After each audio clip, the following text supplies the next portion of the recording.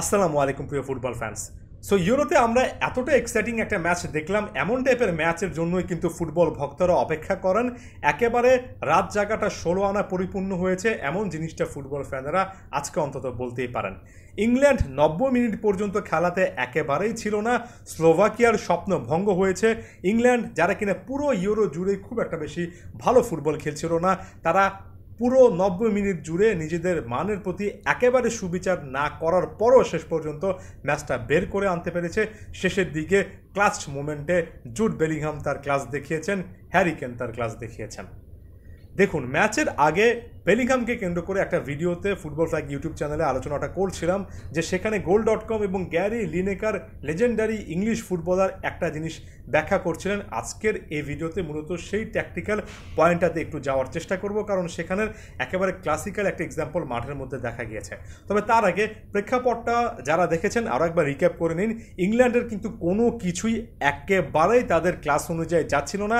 এটা এমন একটা ম্যাচ ছিল যেখানে আমরা ফিল ফোডেনকে গোল করতে দেখেছি, তবে অফসেট সিচুয়েশনে। আমরা হ্যারি কেনের হেডার দেখেছি, পোস্টে থাকেনি। আমরা ডেকল্যান রাইসের দুর্দান্ত একটা শট দেখেছি, যেটা কিনা পোস্টে লেগে প্রতিহত হয়। অর্থাৎ কোনো কিছুই কিন্তু ইংল্যান্ডের ঠিক ছিল না। এরপর ওই ভিডিওটাতে চলে যায়, সেখানে গ্যারি লিনেকারের বরাত দিয়ে goal.com জানাচ্ছিল যে এখানে ইংলিশ ফুটবলের এই বিশ্লেষক, সাবেক এই ফুটবলার বলছিলেন যে ইংল্যান্ডের এই দলটাতে জুড বেলিংহামের এখন পর্যন্ত বেস্ট ভার্সনটা দেখা যাচ্ছে না। এটার পেছনে একটা বড় কারণ যে কোচ সারপ্রাইজিংলি কোনো একটা কারণে জুড বেলিংহাম এবং ফিল ফোডেনের মধ্যে পজিশনাল সুইচটা করছেন। যখন জুড বেলিংহাম ডিবক্সের মধ্যে ঢুকছেন, তখন ফিল ফোডেন অনেকটুকু লেফট সাইডে সরে যাচ্ছেন, স্বাভাবিকভাবে যেটা তার পজিশন। কিন্তু যখন ফিল ফোডেন ডিবক্সে ঢোকার চেষ্টা করছেন, তখন জুড বেলিংহাম কিন্তু অনেকটুকু লেফট সাইডে সরে যাচ্ছেন।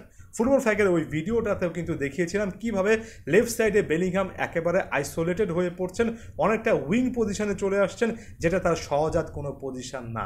এ ম্যাচে বেলিংহাম যে গোলটা করলেন, যে গোলটার মাধ্যমে আমাদের অনেককে ভুল প্রমাণ করলেন, সেই গোলটা কিন্তু ডিবক্সে একটু লেট করে ঢোকার কারণে এসেছিল। দুর্দান্ত বাইসাইকেল একটা গোল। এটা ক্লাসিক্যাল রিয়াল মাদ্রিদে তিনি গোটা সিজন জুড়ে যেভাবে গোল করেছেন, যে পজিশনে গোল করেছেন, ওই যে ডিবক্সের মধ্যে ঢোকা, ওই জায়গা থেকে কিন্তু তিনি গোলটা পেয়েছেন। এবং টাচ মোমেন্ট বলেন, কি মোমেন্ট বলেন, বা একেবারে টার্নিং পয়েন্ট বলেন, দিন শেষে ওটাই ছিল। পুরো ম্যাচ জুড়ে হয়তোবা ইংল্যান্ড অনেকগুলো ভুল সিদ্ধান্ত নিয়েছে, হয়তোবা কোনো কিছুই আসলে ইংল্যান্ডের প্ল্যান মতো হয়নি। তবে আগের ম্যাচগুলোর তুলনায় এই ম্যাচে আপনি যদি হিট ম্যাপ দেখেন, নিশ্চিত করে বলতে পারি, না দেখে বলতে পারি, যে সবচেয়ে বড় একটা পার্থক্য দেখা যাবে। জুড বেলিংহাম এদিন ডিবক্সে ঢোকার লাইসেন্সটা বেশি পেয়েছেন।